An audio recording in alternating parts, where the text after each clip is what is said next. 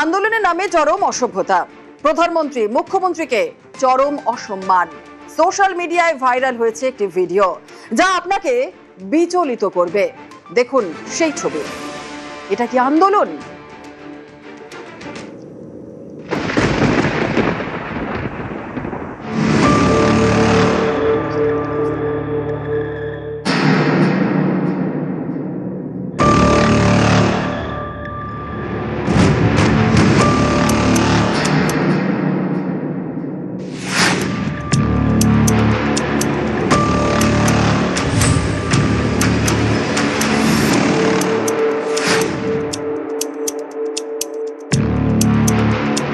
आप लोगों यहाँ ये क्या कर रहे हो? ये तो पीसफुल प्रोटेस्ट था। ये कोई पीसफुल प्रोटेस्ट छोड़ना नहीं, तो हम देश में पीसफुल नहीं है। हम यहाँ या मुख्यमंत्री के मुंह पे लाथी मार रहे हैं, ये अच्छा वो लग रहा है? ऐसा काम ही मुख्यमंत्री स्टूडेंट का ध्यान नहीं देंगे। हम मुख्यमंत्री का ध्यान देंगे।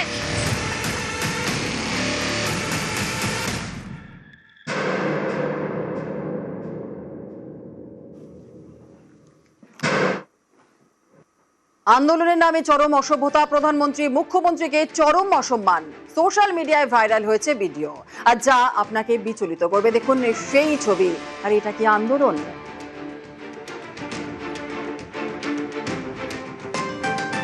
ভাইরাল ভিডিওটিও শুক্রবারের। সেদিন শিয়ালদা থেকে ধর্মতলা পর্যন্ত প্রতিবাদ মিছিল হয়। মিছিল ঘিরেই উত্তাল হয়ে ওঠে কলকাতা। এই ভিডিওটি সেই শুক্রবারের শিয়ালদা চত্বরের। ভাইরাল ভিডিওয় দেখা যাচ্ছে আন্দোলনের নামে অসভ্যতা।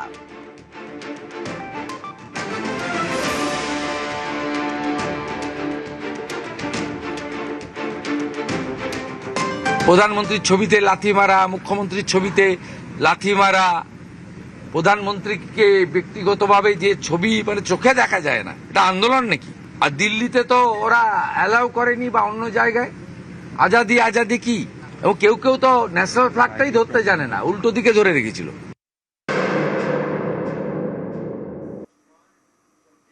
কিন্তু এই রাগ কেন, সেই কারণও ব্যাখ্যা করেছেন মুখ্যমন্ত্রী শুভেন্দু অধিকারী। এই শক্তিটা কমপ্লিটলি বিদেশি শক্তিদের দ্বারা মদতপুষ্ট হতে পারে। এদের সঙ্গে ককরোচ পার্টি নিট আন্দোলনের কোনো সম্পর্ক নেই। এরা কেউ ছাত্র নয়, এরা কমপ্লিটলি জামাতি, মৌলবাদী এবং ভারতবর্ষকে দুর্বল করতে চায়, অশান্তি করতে চায়। এই খারিজি মাদ্রাসা তার রেজিস্ট্রেশন নিয়ে তদন্ত হচ্ছে, এদের রাগ আছে। অবৈধ ওবিসি সার্টিফিকেট পেয়েছিল, হাইকোর্ট বাতিল করেছিল, আমরা কার্যকর করেছি, রাগ আছে। 1950 সালে পশু হত্যা আইন কার্যকর হয়েছে, রাগ আছে। এটা আন্দোলন নাকি? আজাদি আজাদি কি? এরা গুন্ডা দমন আইনে ব্যবস্থা হবে। মুখে আজাদি আর আন্দোলনের নামে এই অসভ্যতামি। কি বলছেন শ্রমিক ভট্টাচার্য, শুনুন। খুব মার খাবে, খুব মারবে পুলিশ, এরপরে মানুষ পেটাবে। এখন বাবরের সরকার নেই, এখন শ্যামাপ্রসাদের সরকার। কাশ্মীর ভাগে আজাদি একবার যদি বলে না, বাড়ি ফিরে যেতে পারবে না। এখনো পর্যন্ত আমরা কিছু করিনি, মানুষও চুপ করে আছে। পুলিশের ওপর দায়িত্ব দেওয়া আছে। হারাত্তারি টুকরে হঙ্গে বললে মোটামুটি যেন 2 টুকরো হাড় নিয়ে অন্তত কোনো হসপিটাল হয়ে প্লাস্টার টাস্টার করিয়ে তারপর বাড়ি যেতে পারে। বিরোধী, দেশদ্রোহী বলছেন মন্ত্রী তাপস রায়।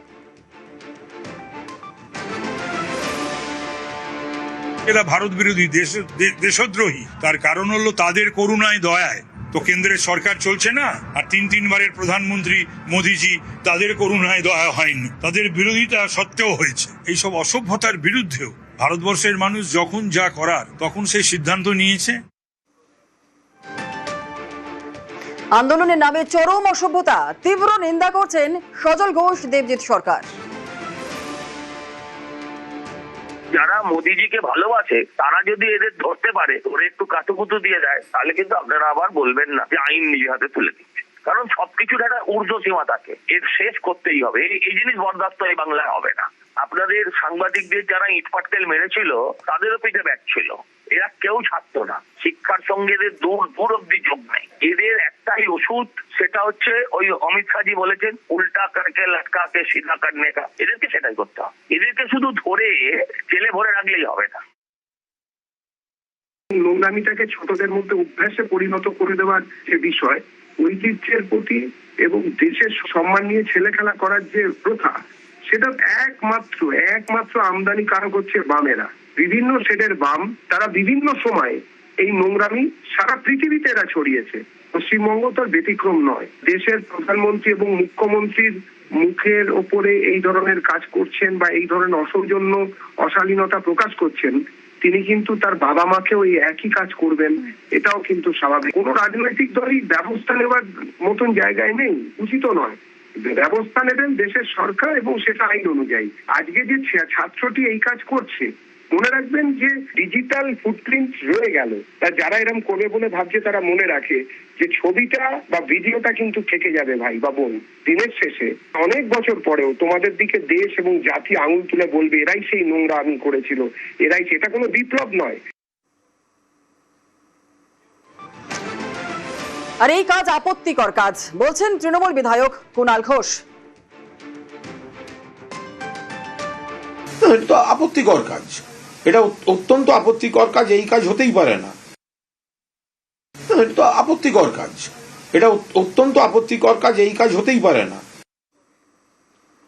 এসএফআই এর ডাকে আন্দোলন, কি বলছেন এসএফআই এর সর্বভারতীয় সাধারণ সম্পাদক সৃজন ভট্টাচার্য, শুনুন।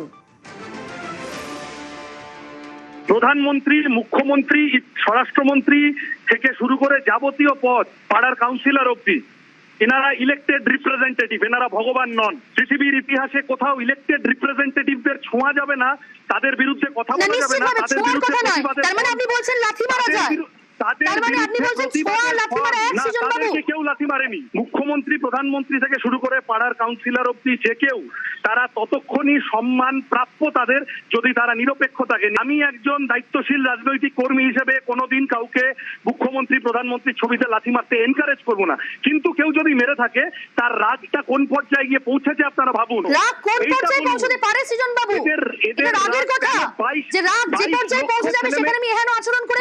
আমি দায়িত্বশীল রাজনৈতিক কর্মী হিসেবে কোনোদিন কাউকে কোনো এই ধরনের কোনো প্রধানমন্ত্রী, মুখ্যমন্ত্রী কেন, কোনো অগ্রজ, বয়সে বড় কারুর সাথেই কারুর ছবিতে এই ধরনের কিছু করতে এনকারেজ করবো না। Sentence number 1।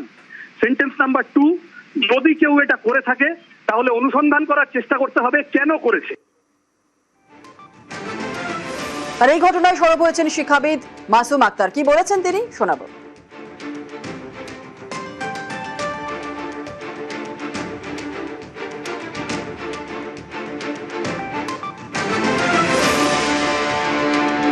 মৌলিক অনাস্থা, ঘৃণা, বিদ্বেষ সমাজে তৈরি করা হয়েছে। আধুনিক শিক্ষাঙ্গনে পড়া, গলায় টাই লাগানো ছাত্রীরা, তারা স্বরাষ্ট্রমন্ত্রীকে এবং মুখ্যমন্ত্রীকে লাথি মারছে।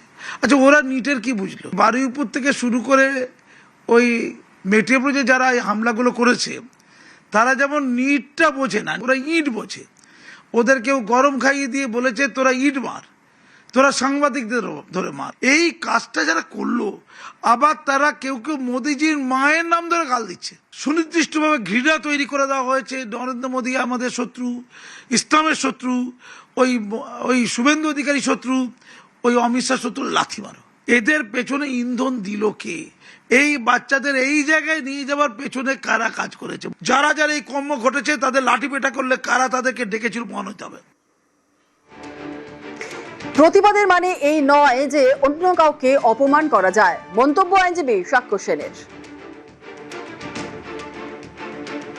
আমি এমন কিছু করব না বা এমন কিছু কুরুচিকর মন্তব্য করব না as part of my right two protest, বা এমন কোনো অ্যাকশন করব না যাতে অন্য কারোর ইনসাল্ট হয় বা তাকে একটা lowered in public esteem. BNSS এও আছে 352 আন্ডারে। আমার কোনো অধিকার নেই কাউকে ইনসাল্ট করার বা কাউকে ছোট করার কোনোভাবে, যাতে তার রেপুটেশনটা হ্যাম্পার্ড হয়। সো সেই ব্যালেন্সিং অফ রাইটস আমাদের সবসময় মাথায় রাখতে হবে। আন্ডার সেকশন 352 একটা কমপ্লেন করা যেতে পারে, কমপ্লেন কেসটা এটা ম্যাজিস্ট্রেটের কাছে ট্রায়াবল কেস, এবং সেখানে যদি এটা প্রমাণ হয় সেখানে ইমপ্রিজনমেন্টের কথা বলা আছে সেকশন 352-তে।